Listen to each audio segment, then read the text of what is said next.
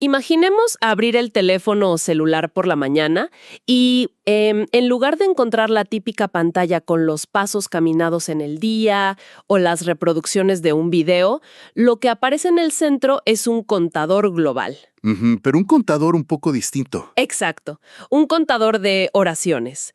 Una cifra así, parpadeante, que busca alcanzar 5 millones de Ave Marías, para ser exactos. Con su barra de avance llenándose en tiempo real, claro. Sí, con cada clic de los usuarios en el mundo.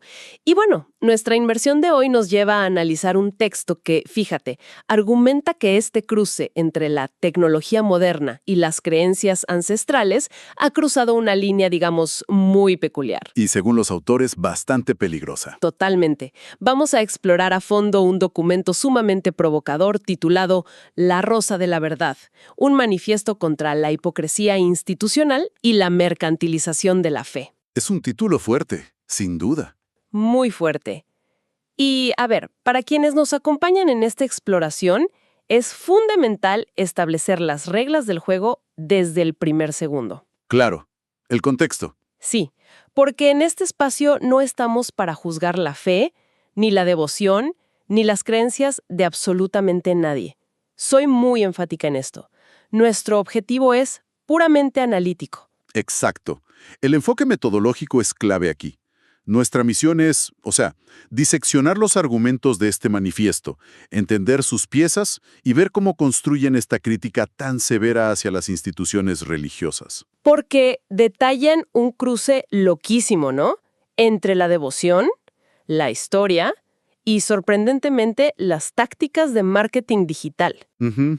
Retención de usuarios básicamente. La intención es desgranar cómo estructuran la queja, dejando claro siempre que reportamos sus posturas sin validarlas como verdades absolutas. Yo estoy seguro de que esto va a dar mucho de qué hablar. Bueno, vamos a desempacar esto.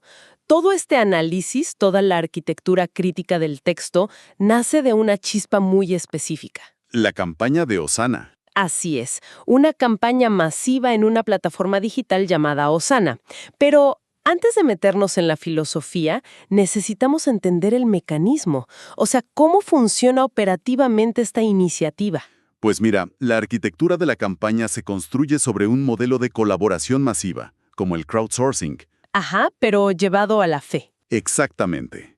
La plataforma convoca a una base de usuarios global con una meta clara: recolectar 5 millones de rosas espirituales. Que en la tradición católica, ofrecer una rosa equivale a rezar un Ave María, ¿no? Así es. Entonces, el sistema funciona de modo que la persona entra a la aplicación, registra su participación y automáticamente un algoritmo actualiza la barra de progreso pública. Sumando ese acto individual a la gran meta corporativa. ¡Wow! Estamos hablando de la gamificación pura y dura de la espiritualidad. Totalmente. Es tomar el manual de Silicon Valley y aplicarlo a la teología. Es que pensemos en los mecanismos psicológicos detrás de esto. Cuando una app te pone un objetivo gigante y una barra visual que avanza con tu clic, eso está pensado para liberar dopamina. Claro, genera urgencia. Sí, urgencia de no romper la racha, de ser parte de la estadística ganadora. Y el cuestionamiento del texto es, bueno, ¿qué le pasa a la psique humana cuando aplicamos esta lógica transaccional a un refugio de contemplación silenciosa? Lo fascinante aquí es cómo los autores se esfuerzan por trazar una línea muy nítida. O sea, el manifiesto no ataca en ningún momento la experiencia espiritual individual. Eso es súper importante aclararlo. Sí, de hecho declaran explícitamente que la persona que busca consuelo en un rosario o el anciano que reza en su habitación merecen respeto absoluto. El blanco de la crítica es lo que ellos llaman la maquinaria institucional. O sea, la denuncia es contra la corporación, por usar un término secular, ¿verdad? Exacto, no contra el consumidor que busca paz mental. Claro, el documento insinúa que al poner una cuota millonaria y sobre todo pública, el acto de orar se vuelve una simple métrica de engagement. Como si la institución estuviera desesperada por mostrar reportes de tráfico web a una junta directiva. Es que, leyendo las notas, hay preguntas que lanzan a los líderes que me parecen brutales por lo crudas que son. Les preguntan abiertamente, ¿qué vacío intentan llenar con números? Wow, sí. Y rematan con otra peor. O sea, preguntan qué culpa histórica pretenden cubrir con pétalos. Esas dos interrogantes destilan toda la esencia del primer argumento. Los autores sostienen que esta necesidad de contabilizar la fe expone una inseguridad institucional muy profunda. ¿Una inseguridad de qué tipo? ¿De visibilidad?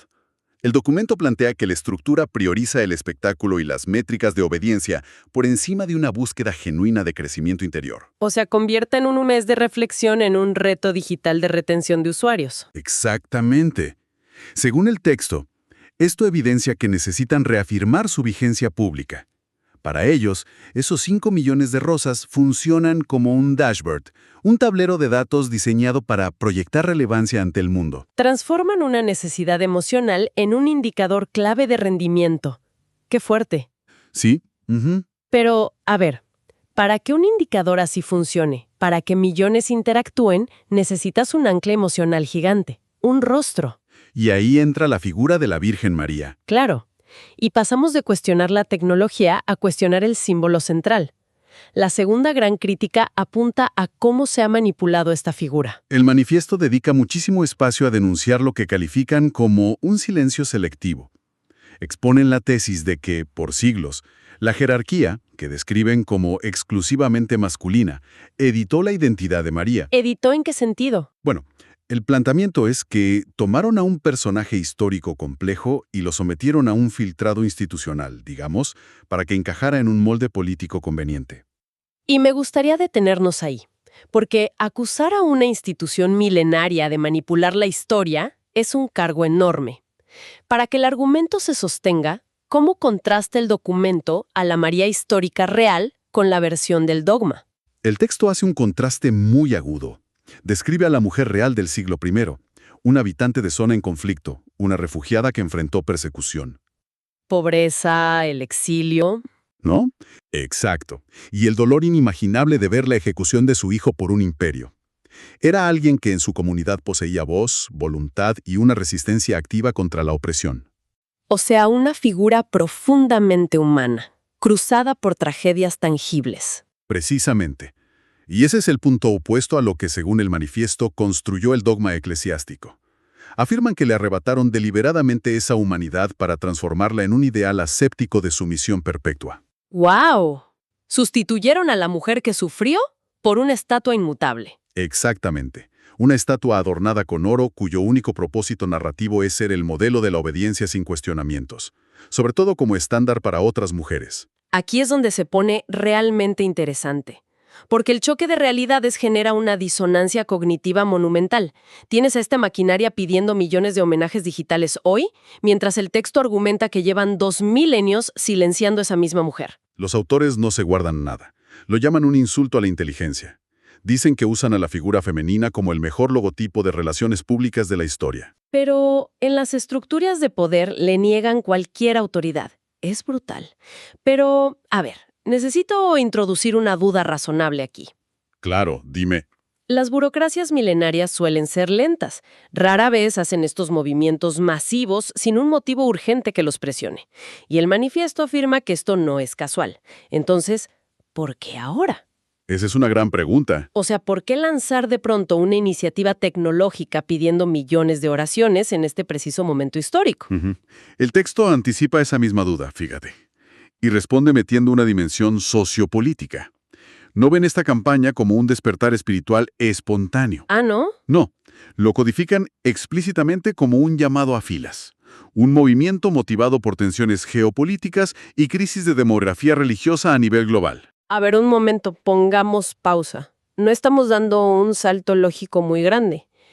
Pasar de una app de rezos a hablar de llamados militares y defensa geopolítica suena casi a teoría de conspiración de un thriller político. Sí puede sonar así al principio, pero el manifiesto justifica la conexión analizando el miedo demográfico. Exponen que las altas esferas sienten una ansiedad profunda por la pérdida de influencia. Frente a otras religiones, supongo. Exacto. Mencionan específicamente el crecimiento del Islam como un factor que altera las proyecciones de poder de la jerarquía. O sea, se sienten amenazados de dejar de ser el actor dominante. Y ante esa vulnerabilidad, en vez de entablar debates teológicos, accionan una palanca emocional. Movilizan a las masas apelando al instinto de protección materna y de cohesión del grupo. subliminalmente un estandarte de guerra ideológica. Le dicen a la base, o sea, nuestra madre nos necesita unidos, pero el subtexto es una demostración de fuerza. Totalmente. Es acumular los clics de 5 millones de personas para mostrar los músculos frente a un competidor global.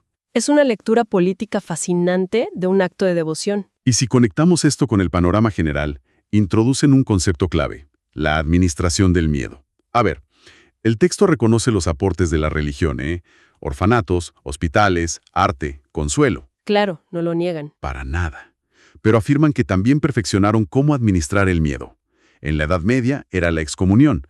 Hoy, según ellos, es sembrar ansiedad de perder la identidad cultural frente a competidores externos. Y usan herramientas digitales para mantener a los fieles en estado de alerta. ¿Qué concepto tan expansivo esto de administrar el miedo? No es solo aterrorizar, es dosificar la preocupación. Crear una crisis constante para que te apegues al rebaño, exacto. Y si lo piensas, con la campaña digital, la genialidad del control es evidente. Si mantienes a tus seguidores obsesionados con llenar una barra de progreso gigante, Les quitas el tiempo de pensar. exacto, les arrebatas el espacio mental para detenerse a cuestionar por qué tienen miedo en primer lugar, o si la amenaza siquiera es real. Esa es la médula de la tercera sección del texto. Estas cuotas funcionan como cortinas de humo. Dan un sentido de propósito artificial que bloquea la reflexión crítica o la disidencia interna. O sea, con este diagnóstico, la imagen es abrumadora.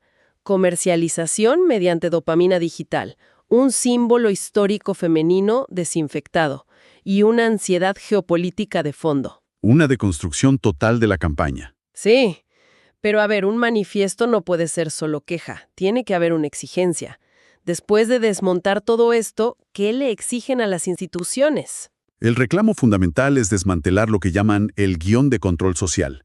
Exigen que detengan estos espectáculos de movilización que consideran vacíos, que dejen de cuantificar la fe. Básicamente que apaguen los servidores de la campaña y borren las barras de progreso. Sí, que la experiencia de lo sagrado vuelva a su origen orgánico, cero transaccional. Y respecto a la figura de María, exigen restitución de justicia histórica. O sea que dejen de usarla como un escudo estático, supongo. Es una demanda de coherencia. Si vas a convocar a millones en nombre de una mujer, devuélvele su lugar íntegro en la historia de las ideas. Con todas las facetas incómodas que eso conlleva para el poder masculino, esto plantea una pregunta importante. ¿Cuáles son los derechos inalienables del individuo frente a estas burocracias? ¿Y qué dice el texto sobre eso? Defiende que la búsqueda espiritual y el pensamiento crítico no son enemigos. Una persona tiene derecho a creer, pero también el derecho absoluto a dudar, investigar y cuestionar los dogmas. Sin que la institución lo tache de herejía o falla moral. Exactamente. La maquinaria no tiene legitimidad para castigar ese cuestionamiento. Poderosísima, ¿no? Desvincular la curiosidad de la desobediencia. Una fe basada en libertad interior resiste cualquier escrutinio de la razón. Son las burocracias las que entran en pánico con las preguntas. Y el documento corona esta carga filosófica dándole un giro magistral a la rosa de la campaña. Ah, claro, la ofrenda digital. Sí. Dicen que frente al reto de 5 millones de rosas para una base de datos, si alguien quiere dar una ofrenda libremente, no debe ser la rosa de la obediencia ciega. Ni la del miedo al castigo o de cumplir la métrica. Exacto. Piden que se entregue lo que llaman la rosa de la verdad, el símbolo máximo de una conciencia lúcida, de emancipación interior y compasión genuina. Lejísimos de cualquier teatro de control institucional. ¡Guau! ¡Qué inmersión acabamos de realizar! Un viaje profundo, ¿eh? Para la audiencia, vale la pena alejarnos un paso y observar el panorama de lo que recorrimos. Empezamos viendo una pantalla de celular con barras de progreso y dopamina y terminamos en un pozo histórico y político. Desenterrando siglos de edición dogmática, sí. Y analizando la ansiedad demográfica y ese pulso tenso entre el control social de las burocracias y el derecho irrenunciable del ser humano a una vida interior libre. Y el valor de este análisis es que nos da herramientas de pensamiento crítico que, trascienden lo religioso.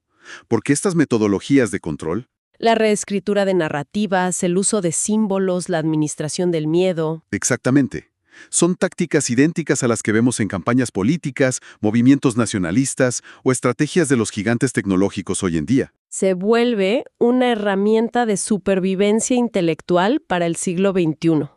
En una época de sobreinformación y algoritmos que manipulan nuestro comportamiento, separar la sustancia genuina del marketing es vital. Totalmente. Entender los motivos ocultos para no ser arrastrados por la multitud. Y fíjate que eso nos regresa al inicio, a esa obsesión nuestra por intentar medir y tabular cada fragmento de la vida con gráficas ascendentes para sentir control. Una ilusión de seguridad. Sí, y este texto nos revela algo inquietante, ¿no?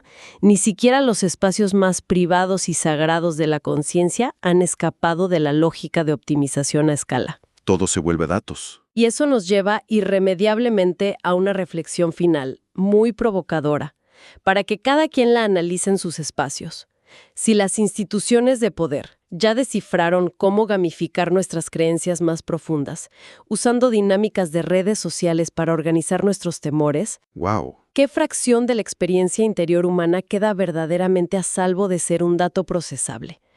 Es probable que en el futuro cercano, la simple capacidad de experimentar el misterio de la vida sin tener que registrarlo o subirlo a una plataforma, Se convierte en un acto de rebelión. el más puro y radical acto de rebelión intelectual. Ahí dejamos esta reflexión para que siga resonando entre quienes nos escuchan.